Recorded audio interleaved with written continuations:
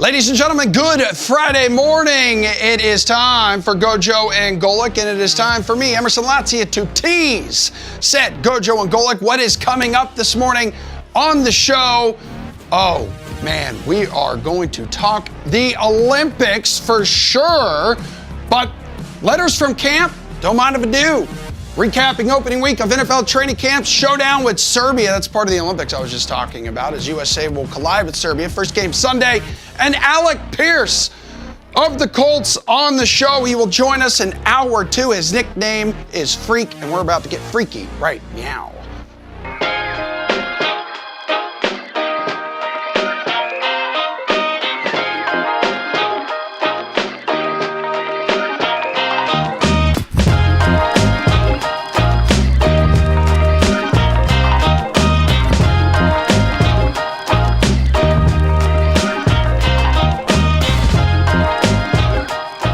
What's up, everybody? Welcome to GoJo and Golic. Mike Golic Jr., Mike Golic Sr., Emerson Latzia at the DraftKings studio in Boston. Happy Friday to y'all. We got a great one for you today. Make sure you download, subscribe, rate, and review us. Leave us a 5-star rating and check us out here live Monday through Friday from 8 to 10 a.m. Eastern on the DraftKings network. As Emerson mentioned, Alec Pierce from the Colts going to stop by as camp gets going for them today.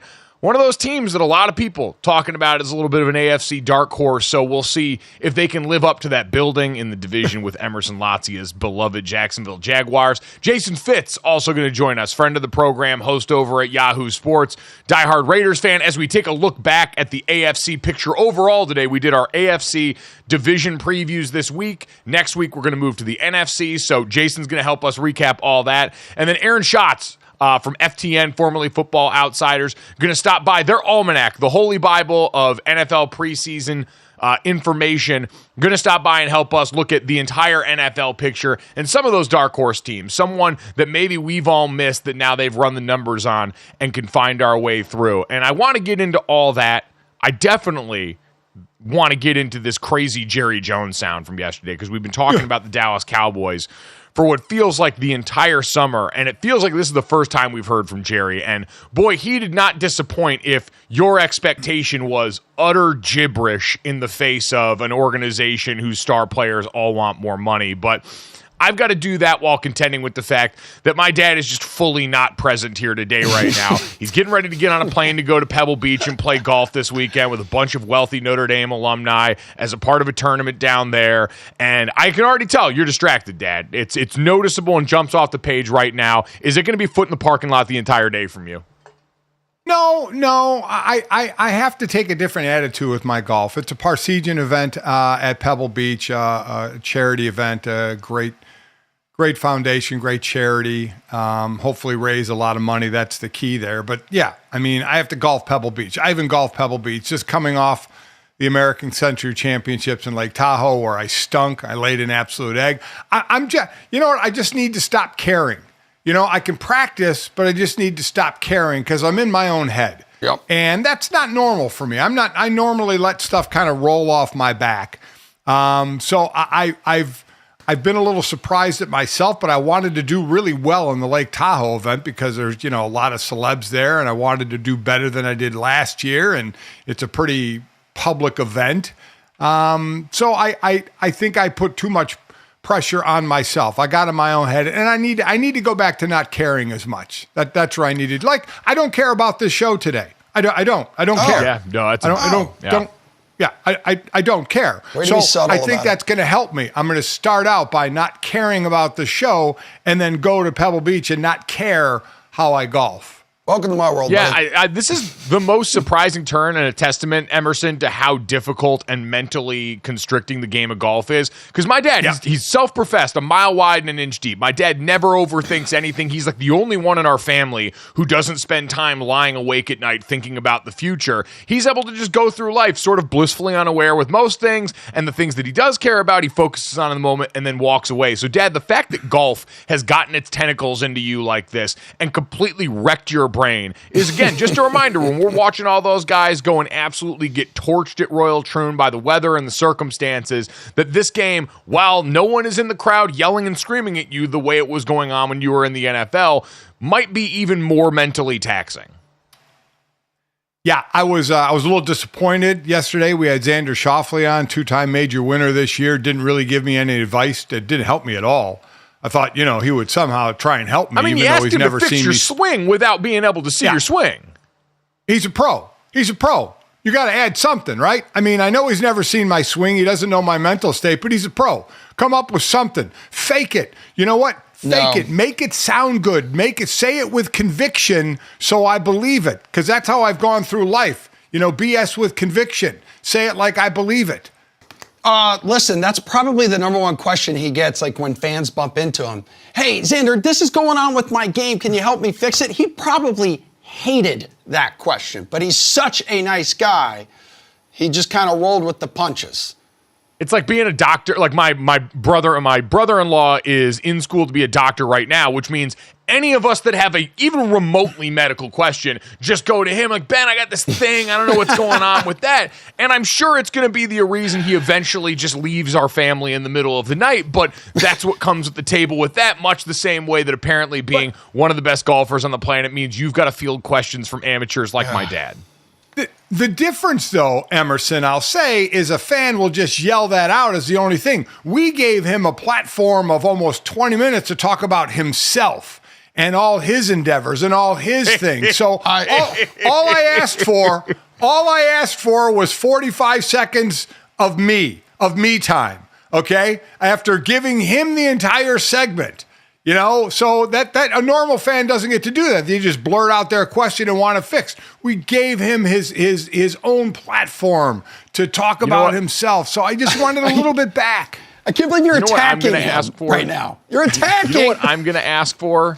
I'm going to ask for, Dad, about 2 hours of your attention right now. We're giving you the ability to go off this weekend and into next Monday and enjoy your time at Pebble Beach. Try and fight back these mental demons. We just need 2 hours from you right now. And we'll start it off real easy for you here. Because as we have leaned into the last couple of days, God, we're excited. The Hall of Fame games next weekend and the Sicko Olympics means that me and the rest of the mutants out there are going to watch that thing into the fourth quarter. all the backups, the guys like me, the future radio host and enterprise rental car salesman in the world who got no chance of making that roster. I'm going to enjoy watching you in the fourth quarter of that game. We got the Olympics next week, but we're going camping right now. And so in honor of that, Emerson, we wanted to go and put together a few letters from camp, because when you went, and I don't even know how many kids go to camp anymore these days, but part of the fun of going to camp was communicating with your parents or your friends via letters. So we got some letters here while we're off at camp that we wanted to get through to kind of talk about the entire experience. Can you help me out with that, Emerson? Indeed, young man. So the first letter coming right now. Dearest mother, I miss my friends. None of my friends came to camp, and I am very lonely. Please send more money. So right now, which player not practicing is the most troublesome for their team? Yeah, so, Dad, we've run down the list this week of all of the either holdouts, hold-ins, people that aren't practicing, ranging from Brandon Ayuk and Trent Williams for the San Francisco 49ers, Alvin Kamara, who is back actually practicing with the Saints after some consternation this offseason, of course, CeeDee Lamb with the Dallas Cowboys, Jordan Love with the Packers, Tua with the Dolphins, and Jamar Chase with the Cincinnati Bengals. So who on that list, Dad, do you actually think, if this lingers for even a little while longer, could really start to eat away at the team heading into the season? Well, I think you got to pick the quarterback position here, right? I mean, they have to know the most, do the most on the field. So I'd look at Jordan Love, who has 1 year as a starter and certainly made the most of that year as a starter. His improvement from beginning to end was incredible. Really has everybody looking at the Packers as a bright spot, arrow pointing up because of him and his play. So the more he misses, the worse I think it is, because he's not a wily vet, even though he's been around. This is his fourth year. Last year was his first year really starting. So I think he's the one that if he misses the most time could have the most effect. Position players, CeeDee Lambs, Trent Williams, Brandon Ayuk's of the world. I mean, again, I worry about soft tissue injury, especially with receivers and guys and running backs who have to burst, DBs who have to burst and cut and such. But as far as playing and getting everything down, I would look at the quarterback position. So I'd look at Jordan Love if it's a lengthy holdout. Yeah, and I guess that's what, and I probably need to not factor that into this as much, because the Jordan Love deal seems like one that's going to get done. Everyone involved said the right things. Yeah. Brian Gutekunst, their GM, came out and said, we understand this. Matt LaFleur echoed that at the microphone. So it seems like everyone there is still singing Kumbaya. The 201's gotten a little weird in Miami. It's taken longer than we've all expected, but he's a more veteran player. I do look at, relative to the expectation of the team and how difficult it might actually be to get done based on their willingness. The Trent Williams thing is really interesting to me just because we didn't hear much about it. You'd expect it gets done, but the drop-off from him to the rest of that offensive line without him out there is pretty sizable. And so I think for a team that's expected to be the best team in the NFL, that's the odds-on favorite in most people's estimation to win the Super Bowl this year, that could go a long way in short-circuiting that if they don't play nice and get that situation figured out. And then, of course, we've got Dak Prescott, the quarterback for the Dallas Cowboys, who also understands he's in an interesting situation here. He spoke yesterday on his contract situation at Cowboys camp and had this to say. I'm going to say it. I want to be here, but, when you look up, all the great quarterbacks I watched played for other teams. So my point in saying that is that's not something to fear. That may be a reality for me one day, may not be my decision. Oh, boy. So an unusual level of honesty to give you a window into just how strange this situation in Dallas has become. So speaking of strange situations in Dallas, Emerson, let's get to our next letter from camp. What do we got here? Dearest mother, my new counselor is insane. He makes Tony Perkis look like Buddha. I want to come home. Now, this one was inspired by this quote from Jim Harbaugh when asked about his excitement for his first Chargers camp. Feels like New Year's Day, feels like being born. Feels like coming out of the womb, it's like you're in there and it's comfortable and it's safe and now you're out, you're born, the lights are on, it's bright, you got chaos, people looking at you, people talking at you, and just feels good to, have it happen. All right. So discuss. I can't imagine a worse person to be in the delivery room with someone giving birth than Jim Harbaugh. Just an insufferable amount of positive energy. I could see him kicking the doctor out of the way and be like, I got this one, my man. I got this one. Oh, he's absolutely dead. You always talked about north or south of the border in the operating room for that. Jim Harbaugh, firmly south of the border guy. He's got to be in the mix. He's north, south, east, west. He'll be all over the room. He'll be everywhere. The dude is just a walking quote.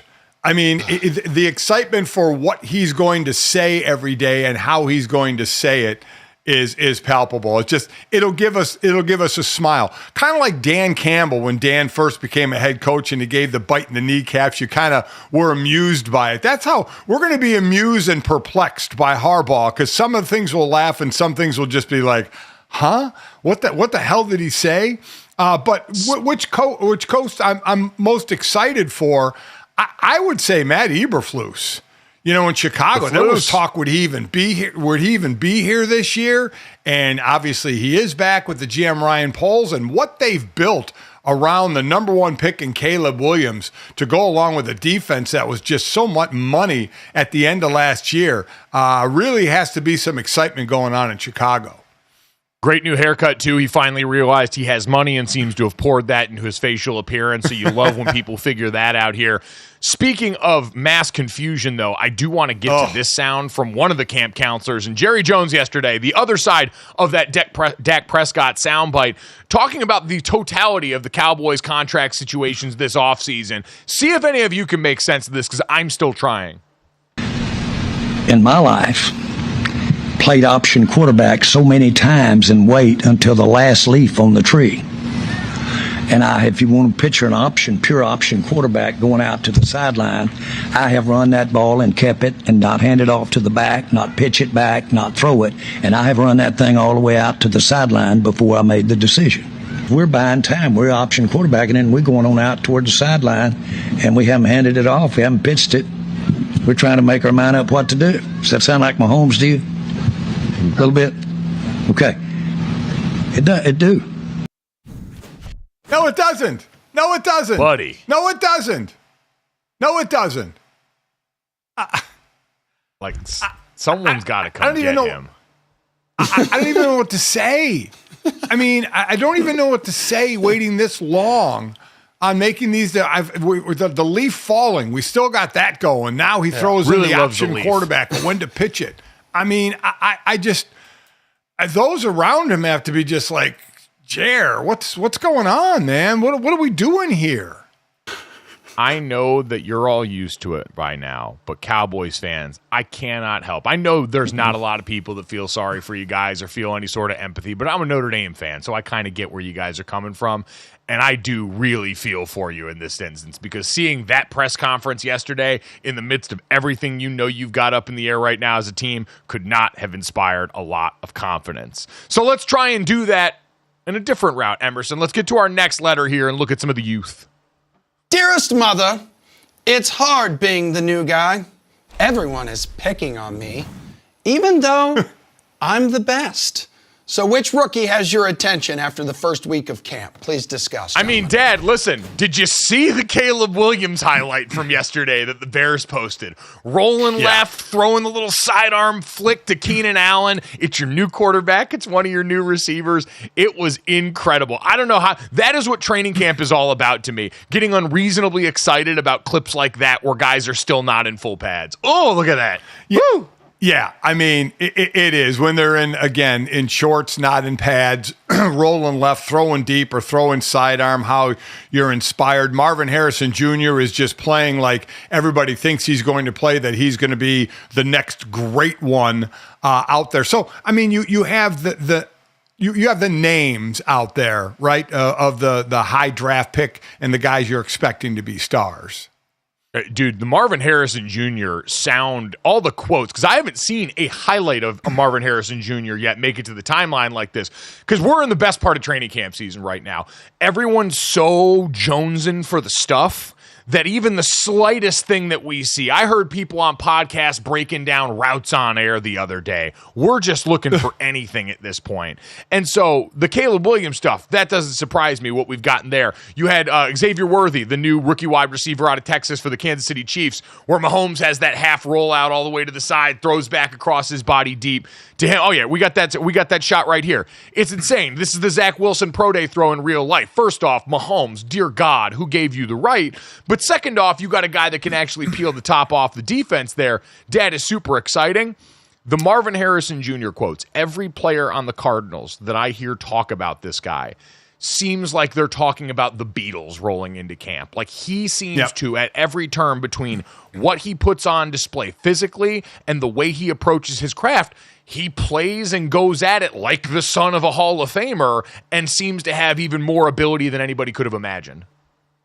Yeah, I mean, he absolutely does. I mean, it's the talk of almost the guarantee that he's going to be the best player in this draft. And you don't know, because then you go down and you get a later draft pick like a Jaden Hicks from Washington State, right? A safety who went to the Chiefs. And all of a sudden, this guy is getting number one reps. You know, they like to use three safeties, so he'll get number one reps, and he may see a lot of time and may end up starting. So then you're littered with names like that who you don't know who are going to come, and they're going to make a big contribution to their team. Much like the first rounders, you're going to get those later round guys that are going to show out and show off and be out there early on, and Hicks could be one of them. He could be, but man, Marvin Harrison Jr., Offensive Rookie of the Year odds. Caleb Williams is the favorite. Jaden Daniels is second, unsurprisingly. Quarterbacks get to touch the ball on every play. Marvin Harrison Jr. sitting there at plus 650 is very, very intriguing. I want to ask Aaron Schatz about this later because Trey McBride was awesome for them at tight end last year. He was like the lone bright spot on offense for that team. But Kyler Murray came back late in the season. All of a sudden, things started to vibe a little bit more with the offense. And I'm wondering in year two, now that he's got his bona fide number one, Marvin Harrison Jr. at plus 650 for Offensive Rookie of the Year, starting to look awfully, awfully juicy. So we'll wait and check more in on that as our letters from camp continue to pour in. But coming up next, we got letters from Paris getting ready to pop off here. Team USA getting ready to head across the pond and face one of their toughest opponents, but might be getting the reinforcements just in time. The latest on Kevin Durant next on GoJo and Golic.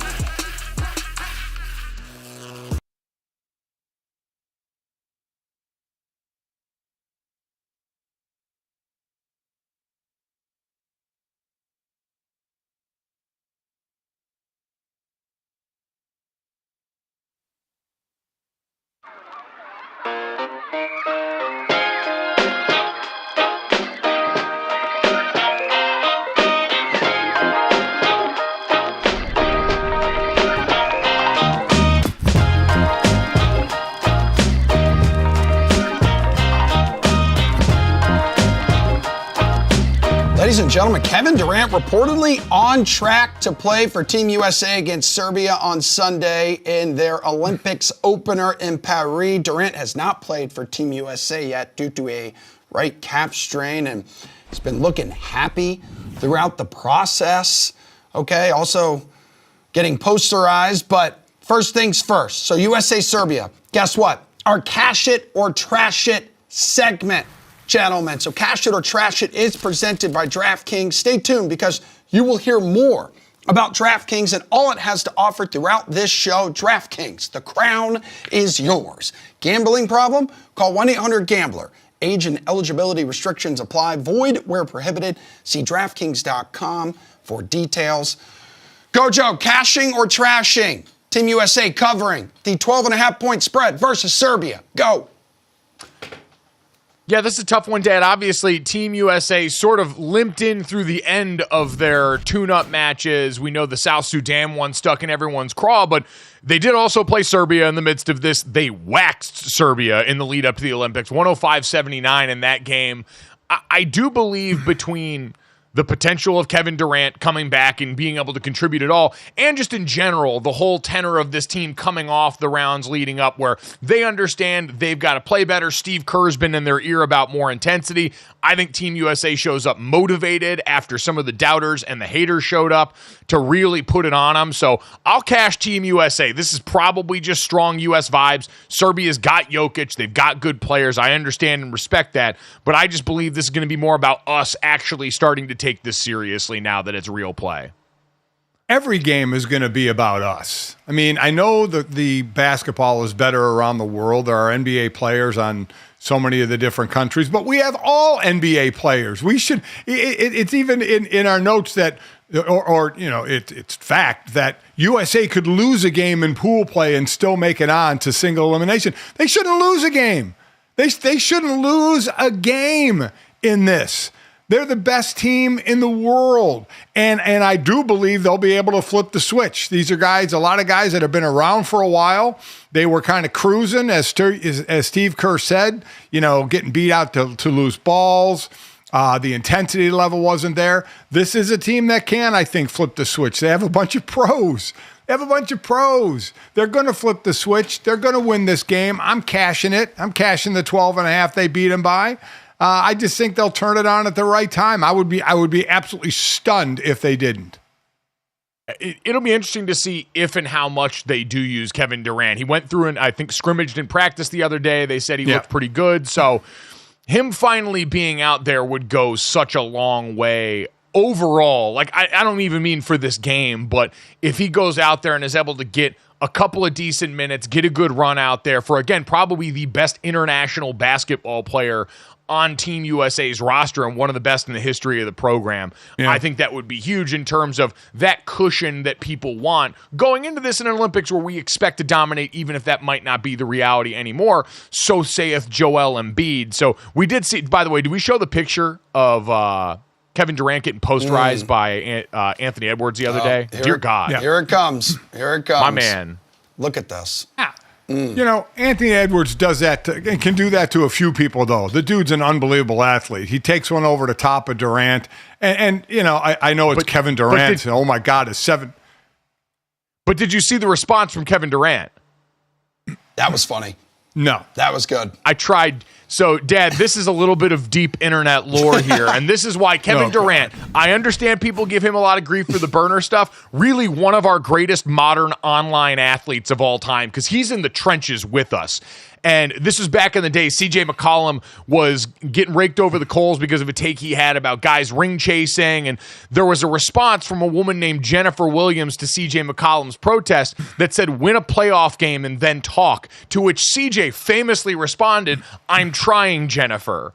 And so now everyone brings that back up. And for Kevin Durant to invoke Jennifer of NBA internet lore in this moment and take that one on the chin. Because remember, Dad, Anthony Edwards said Kevin Durant's his favorite player. We talked about that during the playoff series that they had against each other. Like, he grew up idolizing this dude. So I'd have to imagine for Ant, who is an insane competitor, getting to posterize your idol has to be a picture that's getting blown up in the house somewhere. Oh, I would agree with that. But as it happens to be his favorite player, but Ant could pretty much posterize anybody. And yeah, I don't know about the whole internet thing. I'm trying Jennifer thing. So I'm sorry. Not really caught up on that whole thing. Okay. All right, well, if you're not caught up on that, Dad, maybe I can interest you in this. Now, as we move forward, we know we're excited about Team USA basketball. We'll get to some more Olympic conversation coming up in just a little bit in the show. We've picked out a bunch of athletes because going into the Olympics, you guys all know the NBA players on most of these rosters, especially Team USA. You're going to be dialed into that. We get it. But the Olympics is all about some of the athletes we don't get to see as often. So once every 4-year event, even if there's world championships and stuff, I know you guys aren't dialed into track and field worlds or the U.S. swimming races and all that stuff. So we found a bunch of athletes that we think you should have your eyes trained on, some really interesting stories and potential matchups that we'll get to in a little bit when it comes to the rest of the Olympics. But Dad, while we were talking about basketball, that new NBA deal that went into place and is unfortunately going to kill inside the NBA after next year, more than likely because Amazon has more money than everyone and Big Bank takes Little Bank no matter what. The one good thing we might get out of this new NBA deal is apparently ESPN in their press release, because they're going to be part of the multiple networks that have a place covering the NBA. They already have been an NBA partner, obviously, covered the NBA Finals, all that good stuff this last year. They're potentially launching a new studio show that will feature whip-around coverage on game nights, similar to the NFL Red Zone. So, Dad, how are we feeling about NBA Red Zone potentially in this upcoming NBA deal? I'd be all for that. I mean, especially when you're starting to whip around the end of games. People are more interested in the last 2 minutes of an NBA game when things can really get going, because sometimes you get big leads and they come back, and then the last couple of minutes are the most exciting minutes. So to be able to go around and whip around to that, I think would be cool. Listen, give it a shot, try it. What's the one thing? If it doesn't work, you stop doing it. But I do think, giving people a look at all the different games and the different endings, I think would be a cool thing. Go, Joe. I remember the NBA's actually always kind of had an understanding of this even before they had it. I remember, and I just had to look this up, it was back in 2018.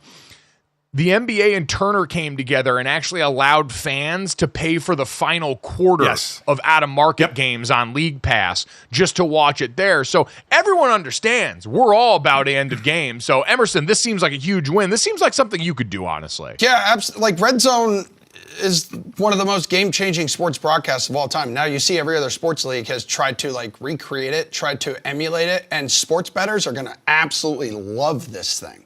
It's going to be fantastic to sit there, all the bets that you've hammered on DK Sportsbook, and then you're able to see a lot of the end of these games. Who hosts the Red Zone for them?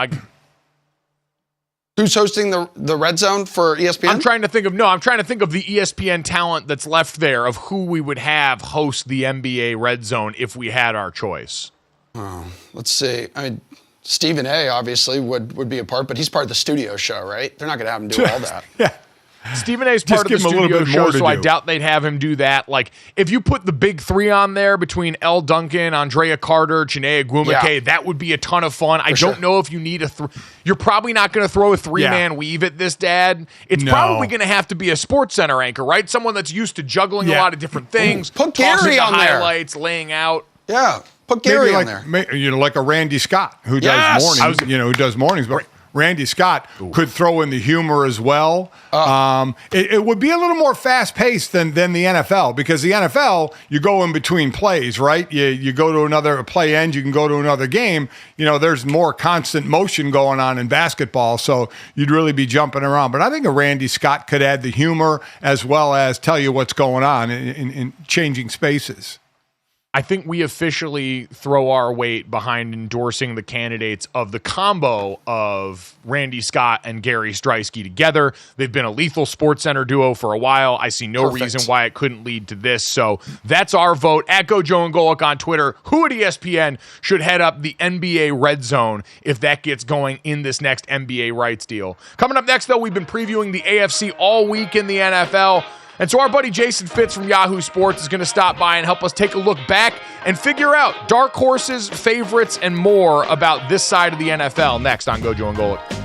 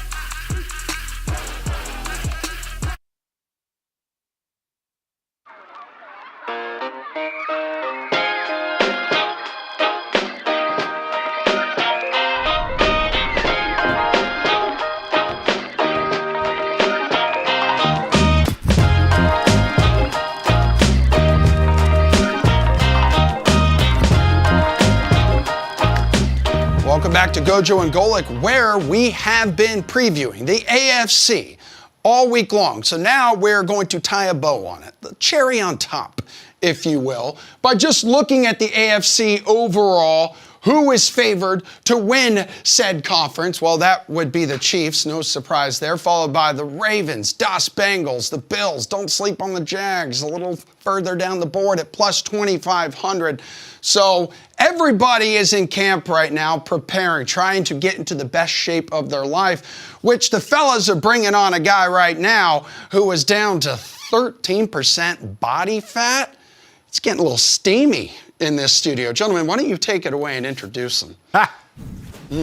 God, I hate when you pump his tires on the way in here. He doesn't need any of this. Jason Fitz, host over at Yahoo Sports. You can also hear him on Fox Sports Radio on the weekends as well. Kind enough to join us here now. Friend of the program, but positively giddy about the personal transformation that he's been on here. Jason, you do look great. I will grant you that here for someone who the first time I met him was just mainlining Monster Energy drink in 5 hours in a way that I thought would kill you before our time together was done. So you've survived that and you've managed to now thrive here. Good morning, friend. How are you? Good morning. And by the way, you would be proud. I haven't touched coffee or an energy drink since May 15th. I've had neither of any of those things. So it's all water and all green tea. That's the only things I get to drink on this transformation I'm going through.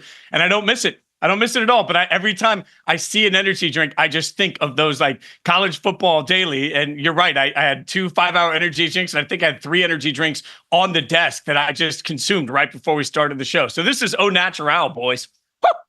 But first off, I'm not proud of you for ditching coffee. I am fully addicted to coffee, and I love that portion of caffeine. But it was, Jason, I will never forget this image. It was 2 Monster Energy tall boys with 2 5 hours on top of that. And I walked out to the set, and I go, are you going to drink that? And you proceeded to delete it faster than I've ever seen anyone drink anything before, to which I replied at that point, you should just be doing blow, but that's besides the point. Look, if after 15 years on a tour bus, it's energy drinks that kills me, that's irony, right? Like, number one. That's a fair point. And number two, Mike, if I could drink coffee the way you do, I'm allowed to have a coffee a day, an iced coffee a day, but I have to drink it black. And we both know I'm not man enough to do that. I like sugar-free vanilla in it. I like a little bit of cream. I can't have any of those delights. So no artificial sugars in this process. So, but look, when I get down to single digits, I may never wear a shirt again. Like once that body fat gets to 8-9%, I'm just going to walk around all the time and just be like, hello, let me introduce you to my abs. It's impressive. I know you had your frothing machine as well to froth up your coffee, and all that is gone, and you're feeling good about yourself. I don't know. Maybe you're in a way trying to transform your Raiders into a positive team as well, right? Out with the bad, in with the good, to try and get the Raiders going and be one of those teams that didn't make the playoffs and makes the playoffs the next year. Is that a reason? What a pro. Look, it's that would be an absolute delight. I think we all know that's not going to happen. But boys, I will say, and Mike Jr. particularly, you know me well enough. I'm pretty realistic when it comes to where the Raiders are going to finish. I think it's kind of wild to me that a team that won 8 games last year with an absolute dumpster fire of a season at the head coaching issues that they had is now suddenly projected to be in 4th place yet again. Like they finished 2nd in the West last year and won 8 games on a bad football team. So I think the demise of the Raiders, like it'd be easier in my life if they just were going to suck. I think the Raiders are going to be mired in mediocrity this year, probably win 7 games, 8 games, and break my heart repeatedly. So no playoffs. But I do think the doomsday, when you look at the over-under on that, like the win total on the Raiders, I have made money 3 years in a row hammering the over on the win total. It's always wrong this time of year when it comes to the Raiders. All right, so if we're wrong about the Raiders when it comes to that, what are you buying then in terms of what people are right about, Fitz, looking at the conference overall? Emerson mentioned it before. The Chiefs, unsurprisingly, the odds-on favorite yet again here. Are there any teams near the top, whether it's Baltimore, Cincinnati, Buffalo, Houston, that you wouldn't buy up top, that you think people are going too far out over their skis on? So I think there's a good but on several of those. Like, but, and Baltimore really stands out. I mean, you got a lot of change, but you've also got a new defensive coordinator. And part of the reason that, Michael McDonald, as I call him, is now in Seattle is because of his greatness as the defensive coordinator. And have we learned nothing in the last few years about when coordinators leave that it can damage teams, right? So I'm just a little nervous about where the Ravens are. I would love to jump on the Bengals bandwagon because I think Cincinnati looks like a great football team this year. But also, I think it's fair that we turn around and say, hey, Joe Burrow at this point deserves the same injury-prone label that we would give to other quarterbacks if they had the injury issues he's had. And Lou Anarumo's defense Lamar last Jackson, year wasn't as good. Yeah. So yes, you're saying the thing. That's if it was, let's just be real. If it was a black quarterback that ran the football a lot that had the same injuries, we would sit here and say, you can't pay him and he has too many injuries. But with Joe Burrow, we're like, look at the blonde hair. This is great. He's going to have a great year. Like, I think we need to apply the same standard universally. Yeah, as we look at the AFC, it's always interesting because we always get a number of teams that didn't make the playoffs to make the playoffs. And I think bordering on health, too, you could say, would be Cincinnati, didn't make it last year, make it this year, and possibly the Jets. If I were to look at another team, Jason, it would be either Jacksonville or the Colts in the South. So I'm not sure what you think of which team may get in and which team may be out.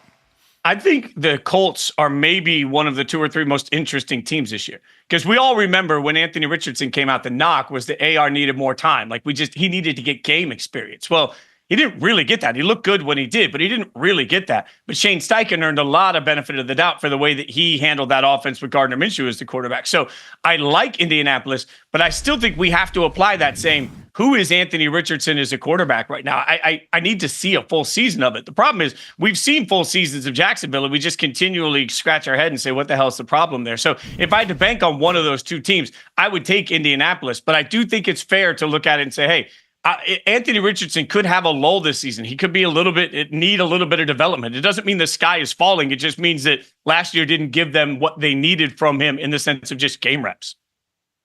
Yeah, that's the unfortunate part. And we've seen that undo other people, right? Trey Lance's entire career trajectory was knocked off by early injury when he was supposed to be the young player without a lot of starts under his belt in college, getting those kind of reps in public.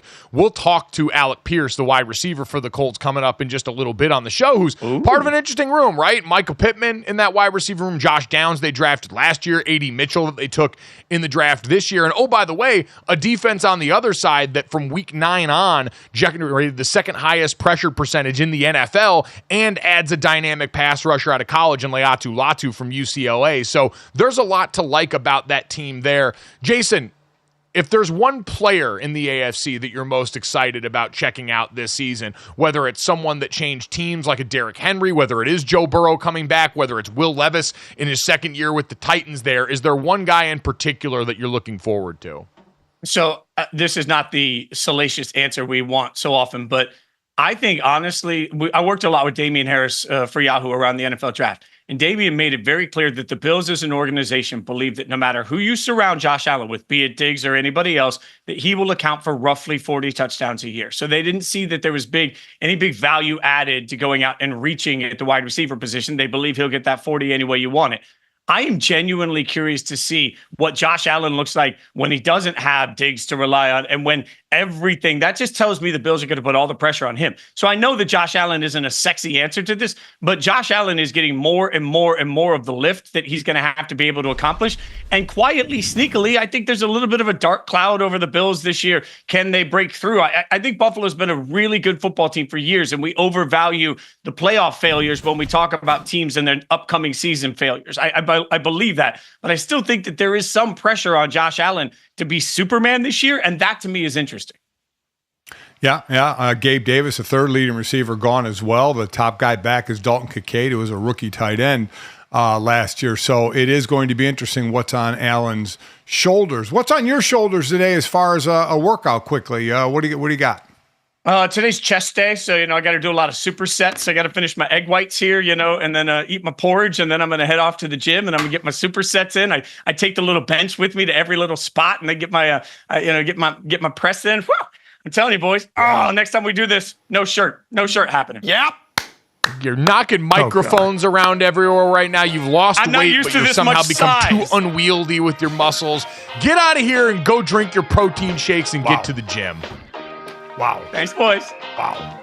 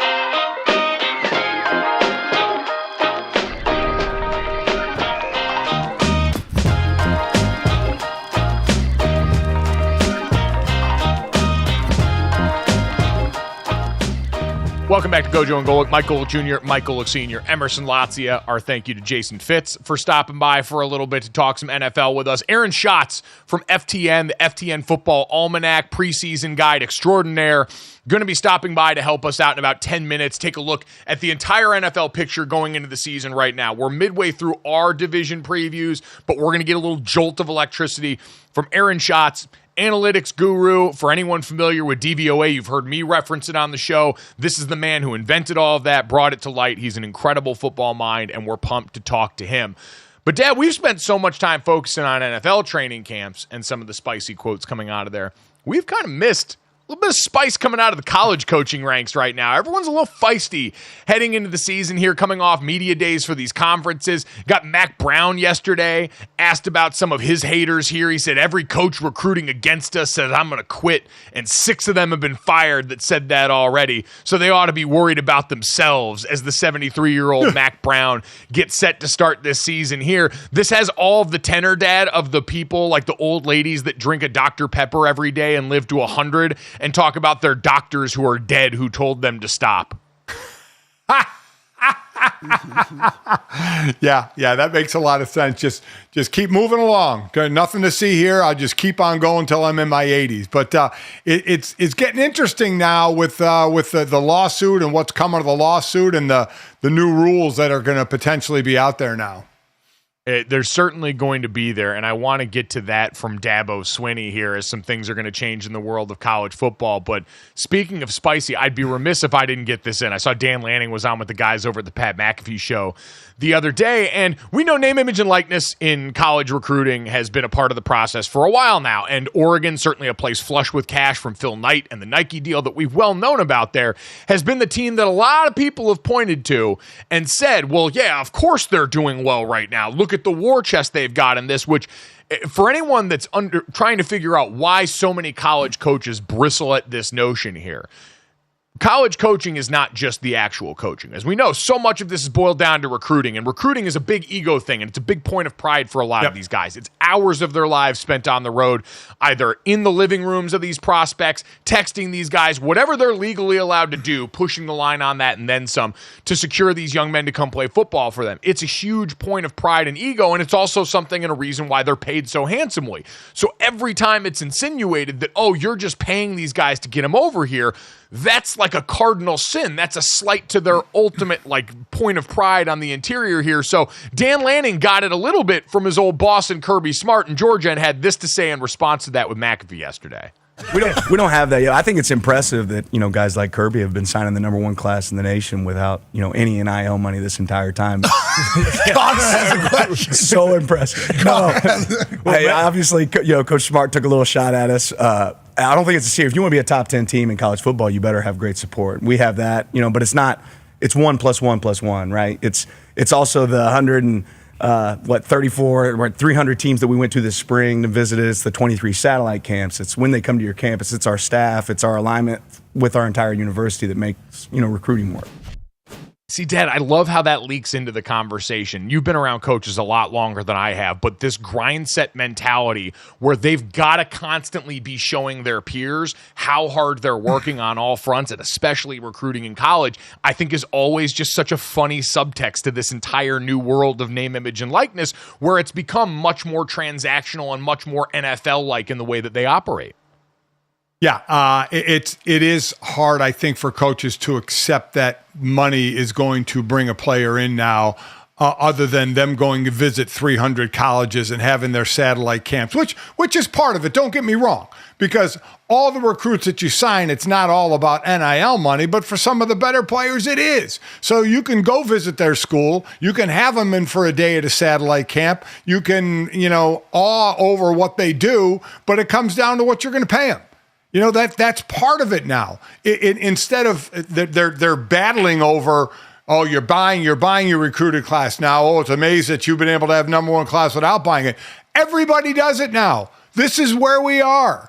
Everybody, maybe except Dabo, which we'll get into, but everybody is involved in it now. So it's part of the equation. You can't separate them anymore. You have to include it as We go to visit 300 schools. We have a bunch of satellite caps, and we have the support of our collective that gives us the ability to pay the guys that don't care about that they were visited. They're the blue chippers that want the money.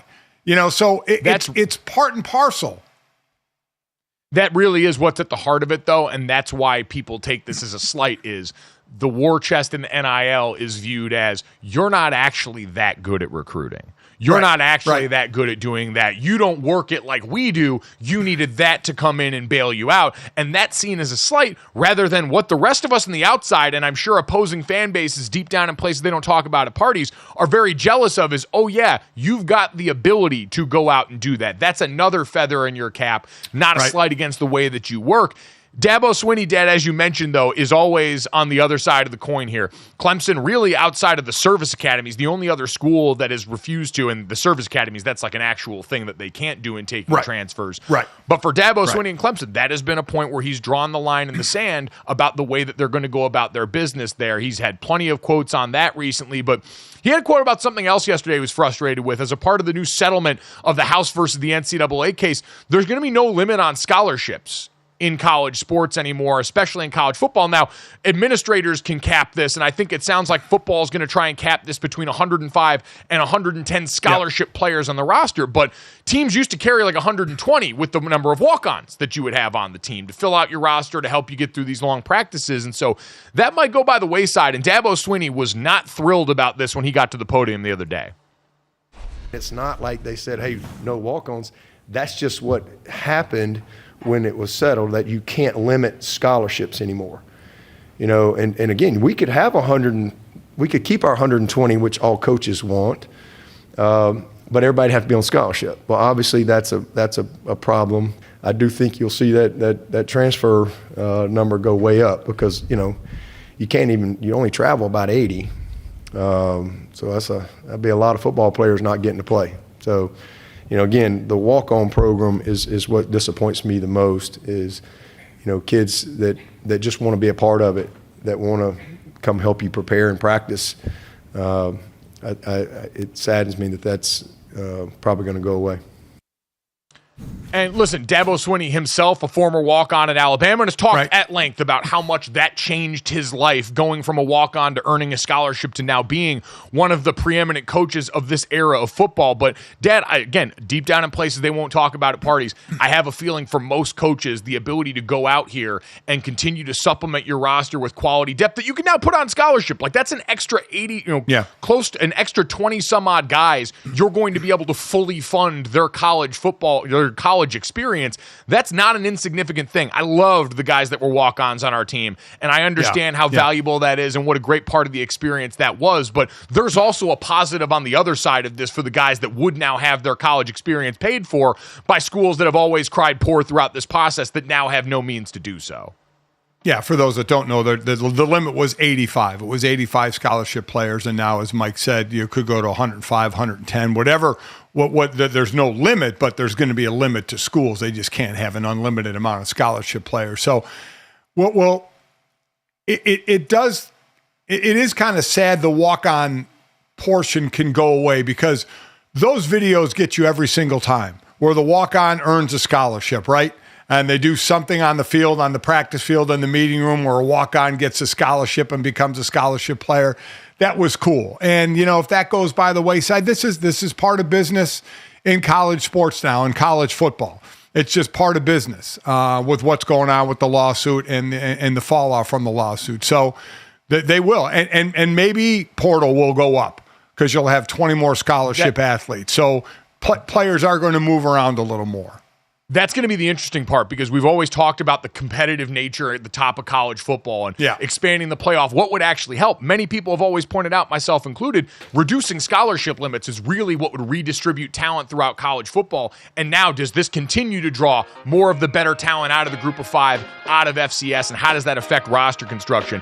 Going to be fascinating. One of those things that might have gone by the wayside if you didn't notice and weren't looking. Coming up next, we'll get back to the NFL. Aaron Schatz's going to stop by and help us preview here on GoJo and Golic.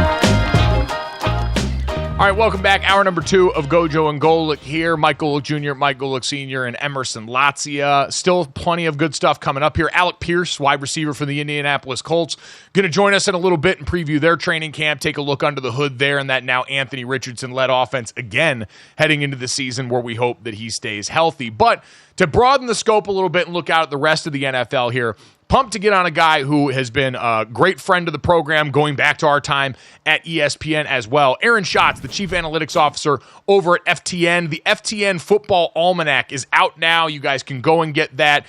If you are someone looking to get smarter about football for gambling purposes, for fantasy purposes, or even just wanting to know more about the game, the Almanac is the Bible going into the season. So, Aaron, good morning. How you doing, man? Good morning. I'm great. We got the book out early this year. I'm pumped for training camp. My off season is over and I'm ready for football. There we go. It gets to be that time every year where we're all just ready to finally do the thing. The break's nice. We love summer. Everyone needs time away, but we're ready to get going on this. And before we get going on all the questions that we have for you, Aaron, I reference it on the show a lot. I know it's at the heart of what you guys do. DVOA as a metric is something that we're going to talk about a lot going into this conversation. You are the godfather of DVOA itself. And so just for people who might be hearing it for the first time, might not be aware of it, what is DVOA? How do you come to this? And what exactly is this measurement unit we're going to be talking about? Stands for defense adjusted value over average. And the basic idea is that we look for the success of every play based on the down and distance, right? Because obviously 3 yards on a 3rd and 1 is a much better play than 3 yards on a 3rd and 10. And we compare that to a league average baseline, which is adjusted for situation and opponent. 0 is average, better than 0 means good offense, and lower than 0 means good defense.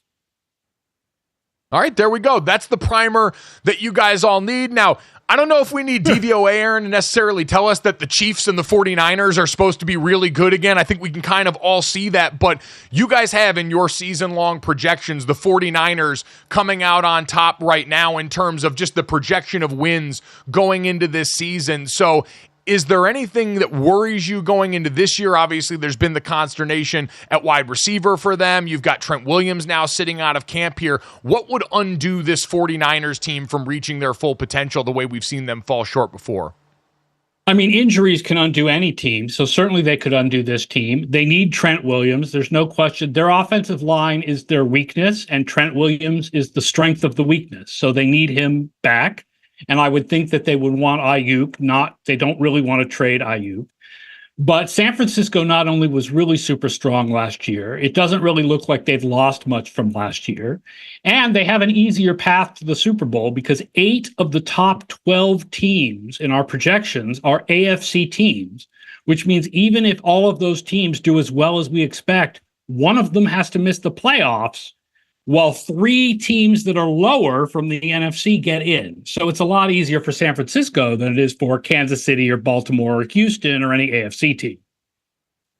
Staying in the NFC, the Dallas Cowboys, I mean, they have a quarterback who they need to extend, and he's talking about possibly playing with another team, and CeeDee Lamb, their receiver, who isn't even around. I mean, is this a team that needs to pay these guys? Because they're really the only bit of offense this team has. Yeah, you should throw Micah Parsons in there too, because he needs to get paid as well. There's an interesting discussion to be had about Dak Prescott's struggles in the playoffs and whether they're real and whether they should move on from him. But there's no discussion to be had about CeeDee Lamb or Micah Parsons. Everyone agrees those guys are top 5 guys at their positions. You have to pay them. I do not know what Dallas is doing. It's certainly perplexing there. That team's been an instant 12 wins for the last 3 seasons, though, Aaron, as they've gone through this. Dak Prescott flirted with the MVP race last year. How much confidence do you guys have in this team's ability to go out and continue to live up to that standard this year? A lot, assuming CeeDee Lamb doesn't hold out into the season. And it's been a long time since anybody in the NFL held out into the regular season. So I'm assuming he's going to be back. We're pretty high on Dallas in the regular season.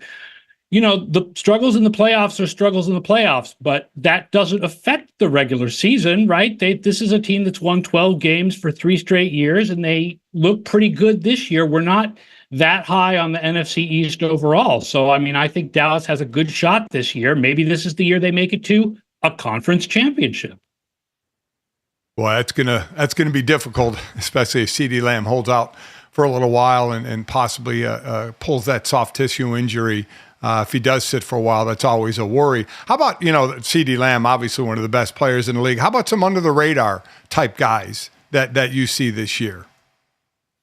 I like Dontavian Wicks from the Green Bay Packers. I think he's really talented. He actually was the top rookie in our advanced stats last year for the Packers, ahead of Jaden Reed.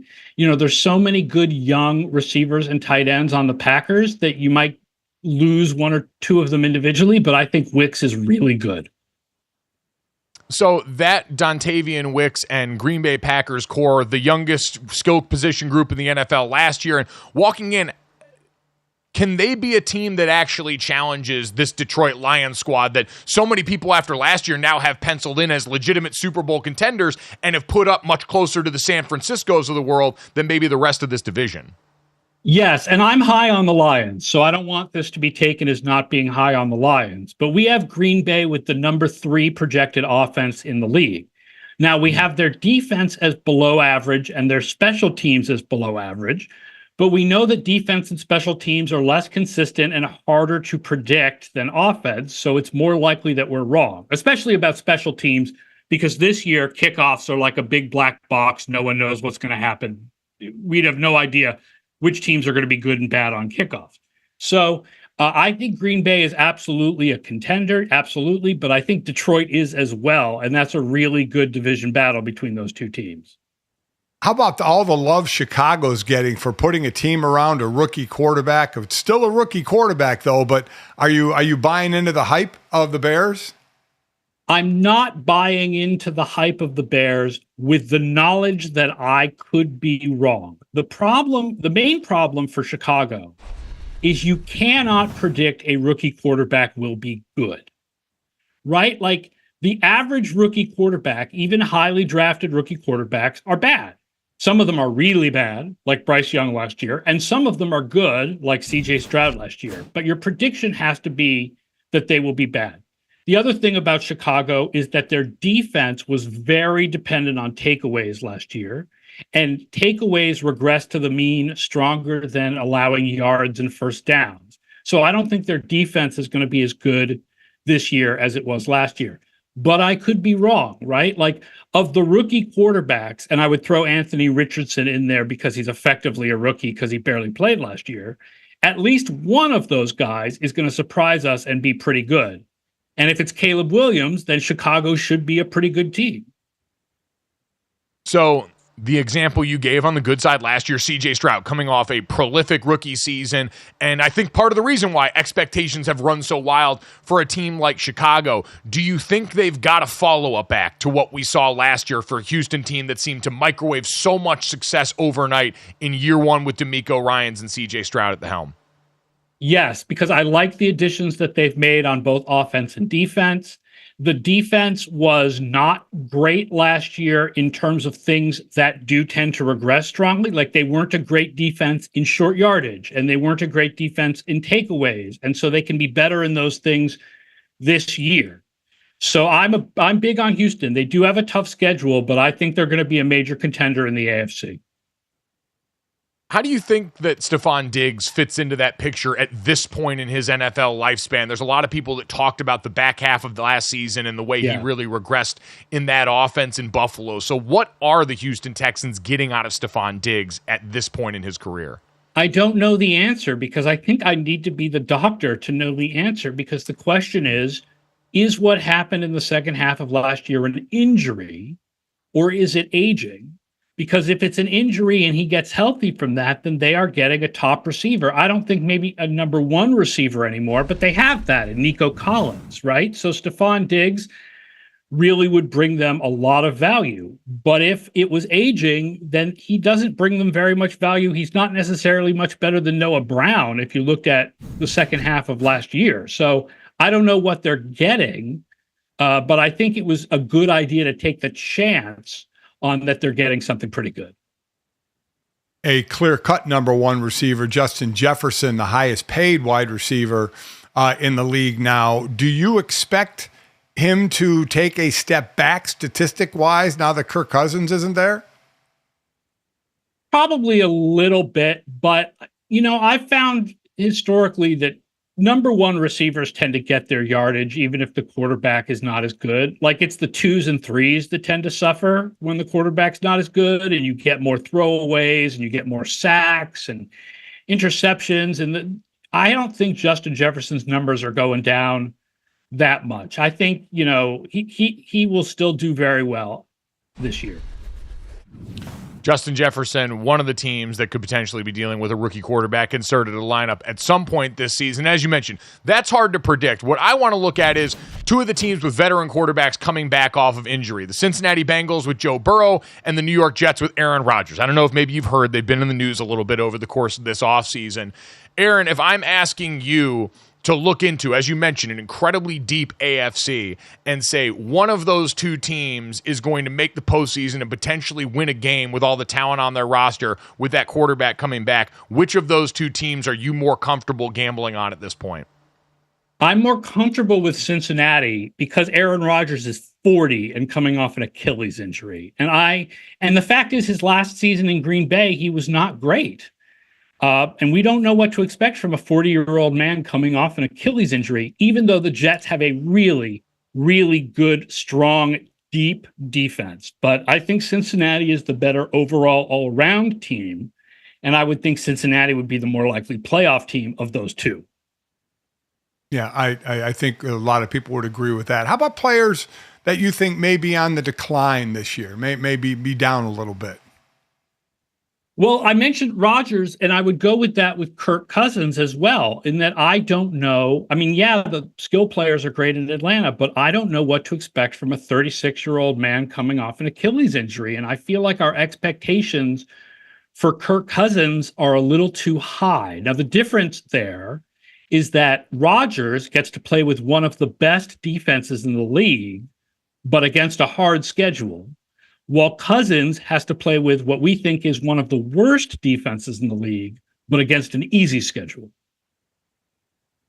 So old quarterbacks coming off Achilles injury, not a great formula for success and maybe jumping in the way we want. Who is a team, Aaron, especially we know every year in the playoffs, there's that handful of teams that missed the playoffs the year before then to making it. Someone jumps out and surprises us almost every year.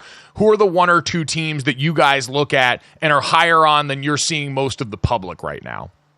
I'm not saying this is a Super Bowl contender, but I am driving the New Orleans Saints bandwagon this year because the Saints are so boring that they have lulled everybody into believing that they are a really bad team, when in reality, they are a very, very average team with an easy schedule.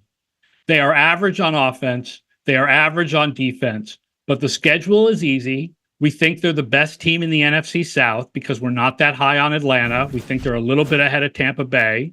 They're getting Clint Kubiak as their offensive coordinator, which brings in that Shanahan system mind.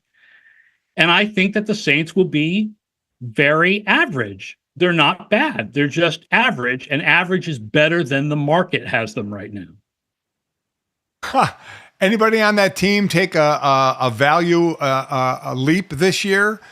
Whether it could be the Saints or another team who may jump up in value this year?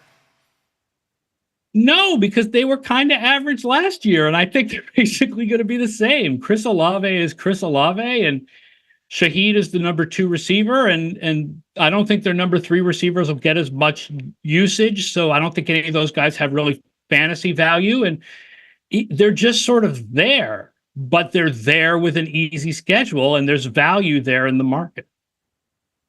Aaron, this one is totally selfish. Our buddy Emerson, who's hosting with us here today, is a diehard Jacksonville Jaguars fan. Is there any chance they get it back to normal this year? Trevor Lawrence was obviously banged up a bunch last year. They still gave him the contract this offseason. Is there any reason to believe that that team can be back in contention for the AFC South this year? Sure. We have them as an average team, but an average team means there's a range of possibilities where they could be really good. And doesn't it feel like the potential for Lawrence is still not quite realized and he could be better than this? And Brian Thomas, we're very high on Brian Thomas. For Brian Thomas to score as many touchdowns as he did while he had to share the ball with Malik Neighbors there's signal in the fact that those two guys were so successful, despite the fact that they had to share the ball with each other. So we really like him.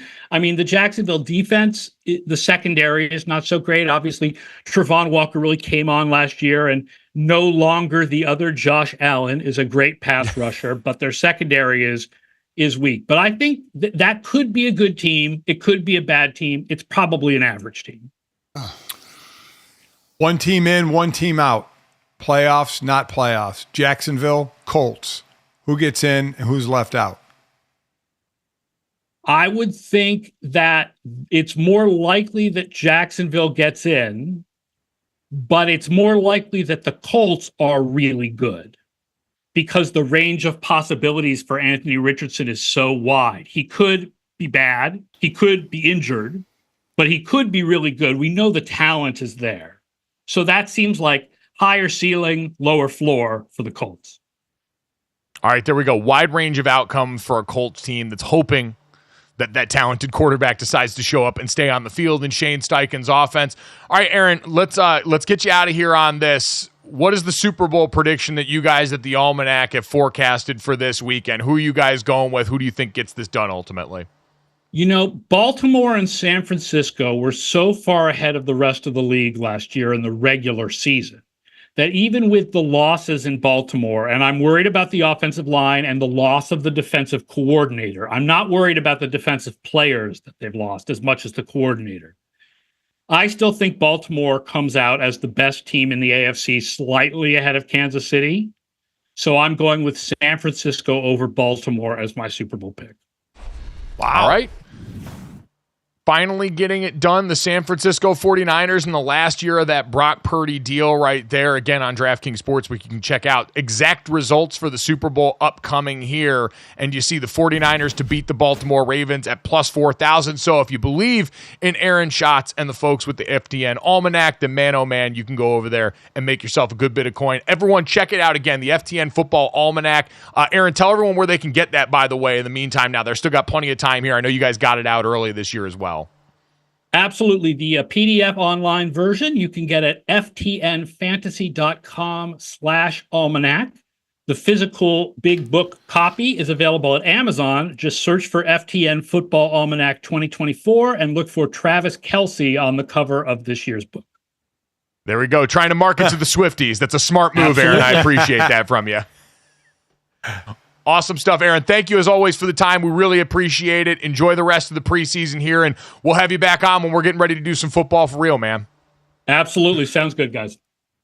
Thanks. Awesome stuff. Aaron Schatz, kind enough to join us here. And yeah, Dad, Baltimore, what he mentioned there, obviously, listen, Baltimore and San Francisco last year and the last few years have both been teams right in this wheelhouse here. Baltimore's just run into the LeBron James problem, the Michael Jordan problem of Patrick Mahomes and the Kansas City Chiefs. But he did mention there's a lot of upheaval for a team at this level in the Baltimore Ravens in terms of what they lost this offseason.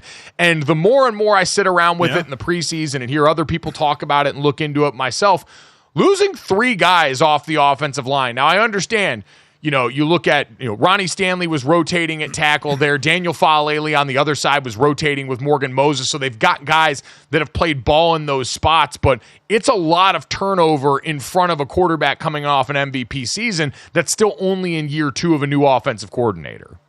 And 3 coaches on the defensive side of the ball. So it's what from the coaching standpoint, the better you are, you're going to lose coaches. And that's what happened to them on the defensive side. Now, they did hire within to fill out that coordinator position. But you have to wait and see what effect that's going to have. But 3 linemen, that's a tough loss. That's more a rarity than not to lose that many offensive linemen. Beef Appreciation Day in Baltimore will be held later on this week. So again, thank you to Aaron for that. But coming up next, it's time. My father, self-professed Olympic freak, is giddy, not because he's golfing Pebble Beach, but because we're getting ready for Olympic play to start this weekend. We'll give you guys a little preview of Paris and a look ahead to some of the big names that you should keep an eye on heading into the 2024 games.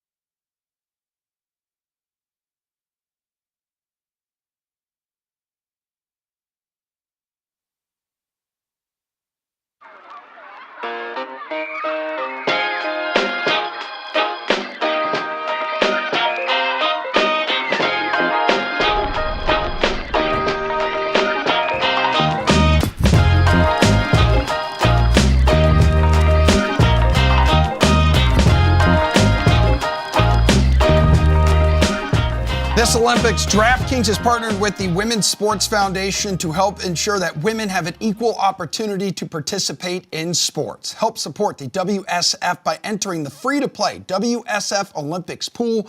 For every entry, DraftKings will donate $5 to the WSF to support organizations that keep women playing sports, up to $50,000. So visit DraftKings.com/WSF to get in on the Olympics action. Opening ceremonies for the 24 Paris Olympics. It is tonight. In fact, 1:30 Eastern Time live. Over 1 billion people around the world expected to tune in here. It's going to mark the first time in the history of the Summer Games that the ceremony will not be held inside a stadium. So athletes are going to kind of rip down a river, passing the Eiffel Tower and all the other fun stuff there in Paris. It all begins 7:30 Paris time, 1:30 Eastern Time. Gentlemen, who are we most excited to see? Athletes, storylines, you guys tell me. Y'all are the Olympics experts, or at least your dad. Well, I was going to say, Dad's the Olympic freak here. My father, again, was a wrestler all the way through college, so obviously that's a sport that's highest level, goes at the Olympic level, but my sister was a swimmer at the collegiate level, so my dad's always had a big appreciation for the sports that we tend to only see once every 4 years. And Dad, it's such a unique challenge for an athlete. We know that they've got World Games. There are certainly other competitions that these athletes all compete in, but none are held in such high esteem as the Olympics in terms of the casual audience that tunes in on this. So as you've been going through and kind of getting ready for this, who are a couple of the athletes that you're most excited to see as we head into the game starting this weekend? Yeah, it's not the big names like the LeBron James, Asia Wilson, from the basketball men and women. I just, we see them all the time. It is about the sports that you see, every 4 years in the Olympics or every couple of years in the World Championships as well. So, from track and field, Noah Lyles, Sha'Carri Richardson, fastest men and women on earth, right? The 100 meters. The sprint. I love that. Swimming, Katie Ledecky, Chris Giuliano, the swimmer from Notre Dame who qualified in the 50, the 100, and the 200, took the Olympic trials by storm. So what does he do in Paris? Simone Biles. Now she's been obviously a household name, but she is now trying an original move on the uneven bars. It's the 6th move named after her. If she completes it successfully, it will be the 6th move named after her. So that's another one as well. Sydney McLaughlin, what she's going to do against, Femke Bol from the Netherlands, the only 2 runners who have done the 400 meters under 51 seconds. They'll probably be squaring off, but Sydney has been incredible. Sydney McLaughlin, I want to stick on that for a second because what she's done, she's the only woman. Now, they've both broken 52 seconds. She's the only woman to break 51 seconds. In her Olympic trials, she broke the world record again by going 50.65 seconds. Her 400 meter hurdles time from Olympic qualifiers. I want to state this clearly. Her running the 400-meter hurdles, the time that she did for that in Olympic qualifying, would have qualified for the 400 meters without hurdles in the women's Olympic qualifying. That's the level that she's operating at right now. She's one of the greatest women's track athletes and one of the greatest U.S. track athletes of all time, period. And so, that matchup with her and Femke Bol is going to be impressive because, again, while Sydney McLaughlin was dealing with injury last year, Femke Bol went out and was able to win at Worlds, but it seems like Sydney is fully ready to come back and take the crown once again. That's going to be insane. Yeah, she has been incredible. So, she's broken 51 second too. Femke Bol ran a 50.95. My mistake on that one. I will correct myself before we get too far away. Yes, both. As I said, the only two that have gone under 51. So I'm really looking forward to that final. But yeah, it is all these sports that you don't see a lot. That I will be focusing on. But congrats to Coco Gauff, LeBron James. They're going to be the flag bearers or two of the flag bearers for the U.S. That's got to be a very, very cool honor. I just love the whole thing. I mean, I will watch it nonstop no matter what the event is. I know it's going to be really exciting, and certainly track and field, a huge draw, like you mentioned. The U.S. women's national team for soccer had a great match last night. Yep. So Trinity Rodman had a really exciting goal. So there's plenty to be excited about there. U.S. basketball. Swimming, I'll say, before we get to, we've got a little bit of trivia coming up here I want to get to. The other one, and shout out to our good buddy, friend of the program, Nicole Arbach over at The Athletic, wrote a great piece on Leon Marchand, the dubbed Michael Phelps of French swim, the French Michael Phelps. Trains with Bob Bowman, who was Michael Phelps' coach back in the day, was at Arizona State and won, I think, 11 national championships in 3 seasons, and seems poised to burst onto the scene. Does a lot of the same events as Phelps, beat Phelps' 400 IM record in his most recent race. So the 22-year-old should be a star in his home country. Could be very excited to check out there. But again, Nicole had a great piece on him. If you want to check that out ahead of the games, Leon Marchand of France. Emerson, let's get to a little trivia here coming up for the Olympics. What do you got for us here, bud? Okay, so we're going to test your knowledge here, GoJo and Mr. G. So I've got 5 questions in total here. We're going to rotate between you two, and we're going to see whoever ends up answering most of them correctly will win the GoJo medal. Okay, so Senior, you're the so-called expert here. I'll start with you. Oh, God. You ready, buddy? Yeah, you're already panicking. Yeah. We can hear it and see it. Yeah. Including this year, Senior, how many times has Paris hosted the Summer Games? I don't know the answer to that, so I'll say 2. Okay, that's incorrect. Expert, GoJo, you want to take a shot? I'll go 3. GoJo gets it, baby. First time in a century, they have hosted it 3 times. 1900, 1924, and this year, 2024. Wow. Okay, the opening ceremonies tonight will take place upon what river in the heart of Paris? GoJo. Is it the River Seine? Yeah, that's pretty good. It's Les Rivières Seine. That's okay. Seine. We get it. I get it. I said it correctly. He said it incorrectly. Judges, I said it correctly. He's the judge. He gave me the points. It's 2-0. Try and dig yourself out of this hole. Thank you. Here we go, buddy. Fill in the blank, Senior, and you're down 2-0. The motto of the 2024 Paris Olympics is Games Wide Blank. Games Wide Blank. Yes, it's fill in the blank. There's one word. Complete blank. Complete the damn 2 3-word words. sentence. We need a third. You provide the third. I don't know it. Oh. I don't know it. GoJo. Games wide open. Yep. Absolutely it is. 3-0 right now. The slogan represents the goal of delivering a more responsible, inclusive, equal, and spectacular games. All right. This is dumb. I want to start with Senior on this one. Picture round. We have 2 more questions. Picture round. This is the mascot of the 2024 Paris Olympics. It is an anthropomorphic version of the French Frisian, which is what? Okay? Here, I'll give you a hint. Anthropomorphism means the attribution of human traits, emotions, or intentions to non-human entities. Senior? What the hell did you just say? How did you not? What the hell is going on? was going to break my dad's brain. I knew it. As soon as you said Looks it, like my a eyes red- lit up. This is perfect. It's like a red blob. I was today years old when I discovered that was a word as well. Okay, but just tell me what that is. What do you think that is? It's a red blob. Oh, okay. GoJo? Is that a bike seat? No, but that's a good guess. It's a hat. It is a hat, gentlemen. It's a hat, and so here we go. It's based on cute as hell. It's based on the shape and form of the traditional Phrygian red cloth cap. The cap has been a symbol of freedom for France throughout the country's history. All right, let's just go really quick. This last one, it's just a number. All right. So, how many total countries will be represented at the Paris Olympics? Senior. Oh, just say something. 82. Oh, 82. Jesus. What? No, GoJo. 128. Nope, 206. But you win 3-0, GoJo. You received the GoJo medal. Congratulations. Dumb. Golf and trivia. contest. My dad wilts like a cheap lawn chair while I thrive. Coming up next, a man who we hope thrives for the Colts this season. Friend of the program, Alec Pierce. Next.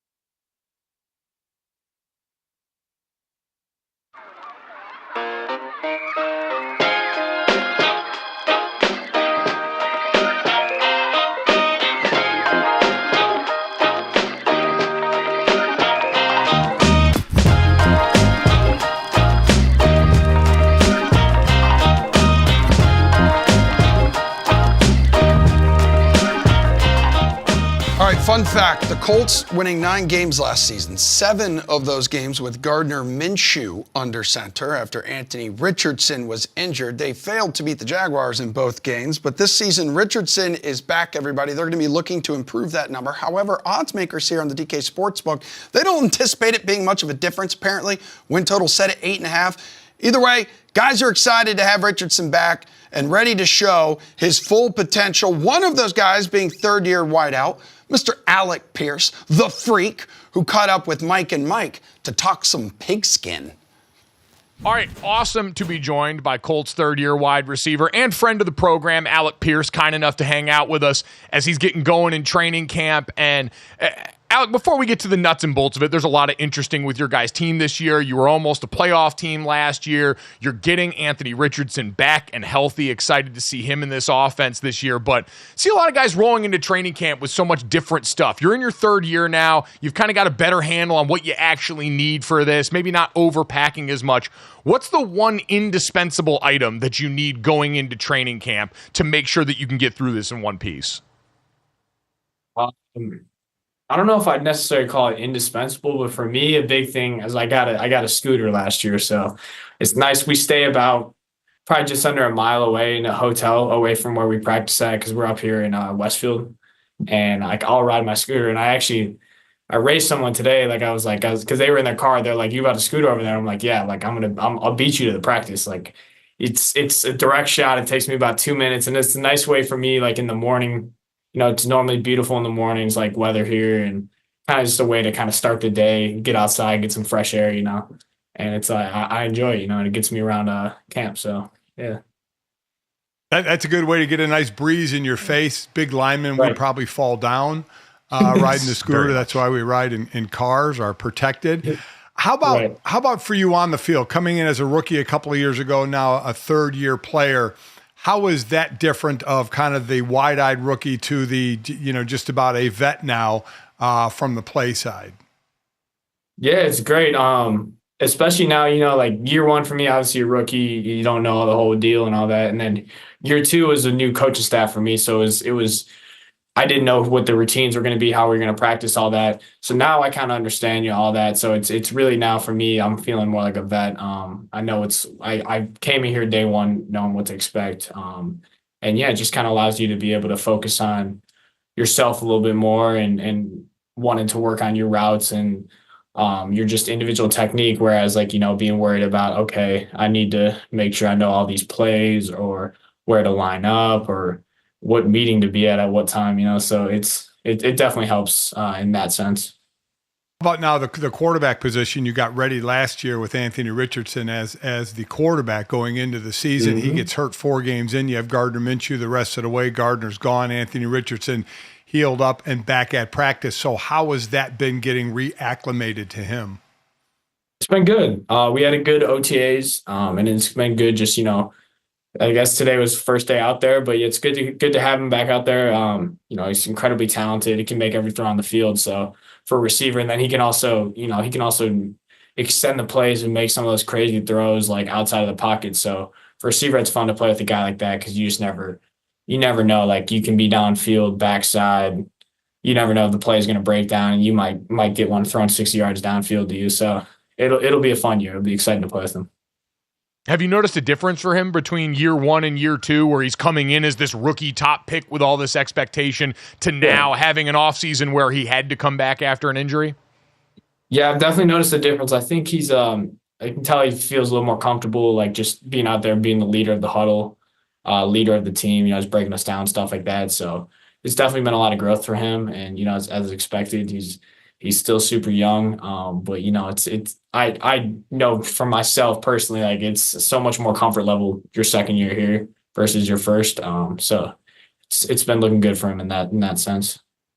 Yeah. So you mentioned the youth on this team, particularly at quarterback there. Anthony Richardson's been the guy the last couple of years, at least to start. Gardner there. But when you first got here, Matt Ryan was the quarterback, if I'm correct me if I'm wrong there. So what's it like now? Joe Flacco comes over as the backup in this room. Longtime vet, came out and balled off the couch last year in Cleveland. What has his presence meant in that locker room with so many young players in important positions on this team?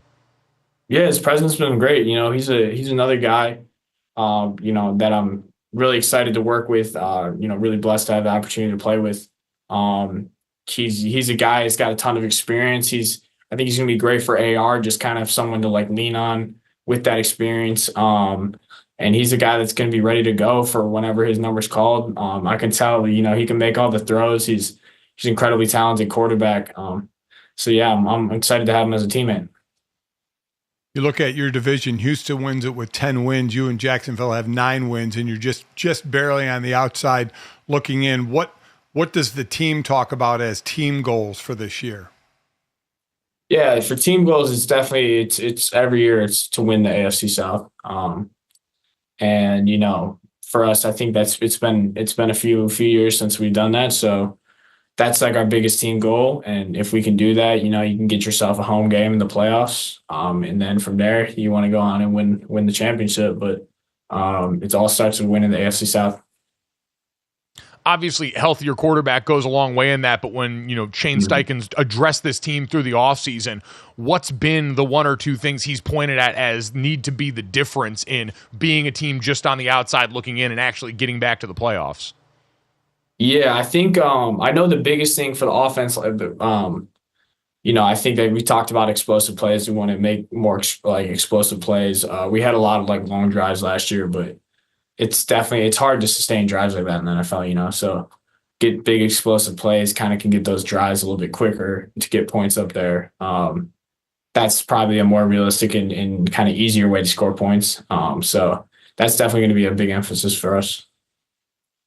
Yeah, going big. You are the guy getting over 16 yards a catch. I mean, I would imagine defenses start to know that about you as well. Do you do you see coverages a little bit different on you when you're kind of the deep guy? Yeah, for sure. I definitely, I could see especially when you start figuring out more coverages and what they're running. I felt a lot of times last year, I was getting more of a type of coverage, keeping a safety over the top, stuff like that to keep me from running deep. So that's what we got to do. We got to be just more explosive across the board and be more versatile. Maybe I run some more shorter routes so that, and then our other receivers run vertical more, because then it kind of keeps them more on their toes and they can't really, game plan that specifically. All right, lots on the field that's going to be exciting to watch for this Colts team and you guys as you go through camp and develop into the season. What I want to know now, so we mentioned year 3, you had a rookie last year in the receiver room in Josh Downs. You got another couple of rookies in there this year, but a high drafted one in A.D. Mitchell. Do you guys do anything in camp where these guys have to sing a song? Is there a rookie show at this point still? And what advice do you give the young guys now as someone that's already gone through that? I think they'll be singing a song today or tomorrow. I'm sure we'll probably start it today, but yeah, I know for me, that was a big thing that I don't love getting up in front of people and public speaking and all that stuff. So singing a song a cappella, no background music, that was tough for me. And I know that was something that was keeping me up at night more than the stress or anxiety of going to my first NFL practice. So I was super glad to get it done, get it over with. I know I went first day. I think I was the first one on the team to go. So that would be my advice to them, is just go out there and give it your best effort. Because if you don't give it your best effort, if they see you're kind of half-assing a little bit, they're gonna boo you off stage. You're gonna be gone in a week or two. So yeah, definitely. What was your go-to song? Oh man, I sang a Justin Timberlake song. I'm trying to remember. Rock Your Body, Justin Timberlake. Yeah. So I was and I just poured my heart and soul into it. It's like in the car. I was in the car growing up with my mom driving. So it was good. It was good though. I got applauded on. There we go, man. You never want to have to coach effort anywhere, but especially when it comes to the rookie song, get up there, give it your all, and try and get the crowd on your side if you can. And it sounds like you managed to pull that off. That's all you got to do. Yep. Yeah. Congratulations on not having to sing anymore, Alec. Best of luck in training camp, man. We're all excited to watch you guys go to work this year. Yeah, appreciate you guys having me on. Thank you, guys. Definitely. Thanks, man.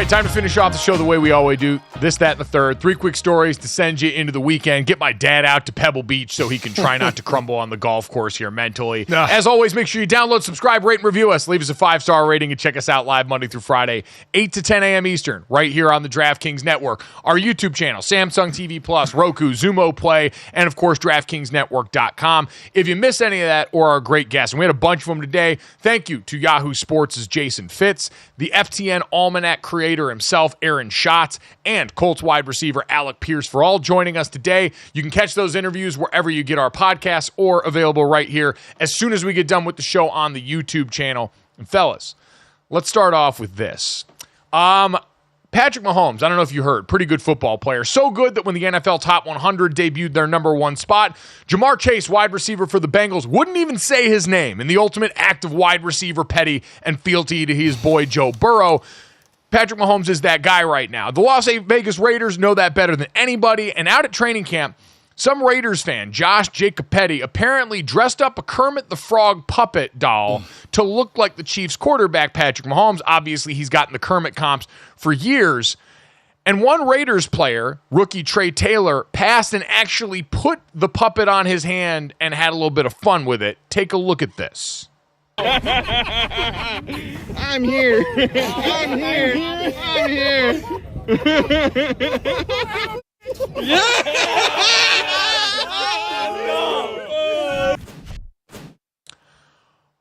Buddy, let me tell you, Trey, I don't really know much about you at this point right here.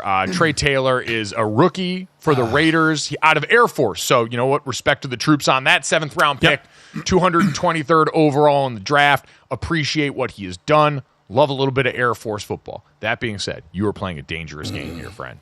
Walking in here right now and poking that bear. You've seen the highlights. Max Crosby gets to do this. And Max Crosby, when he did it, we've seen the NFL films highlighted when Patrick Mahomes starts going in and getting in his face. You woke up the wrong MFer, and then everything that happened after that happens as the Chiefs are walking off 2 straight Super Bowls here. Dad, this will always ingratiate you with the fan base, make the locals like you a lot, but man, oh man, I would not want to be the dude in that position poking the bear as the 7th rounder. Yeah, that's probably not the way to go. Now, probably not going to be on the field when they play Pat Mahomes and the Chiefs. So it doesn't really have to worry about that. But, 7th rounder, have a little bit of fun, not thinking about the moment. I don't know. Are we looking too much into this that Pat Mahomes is going to worry about the Raiders doing this and having some fun at his expense?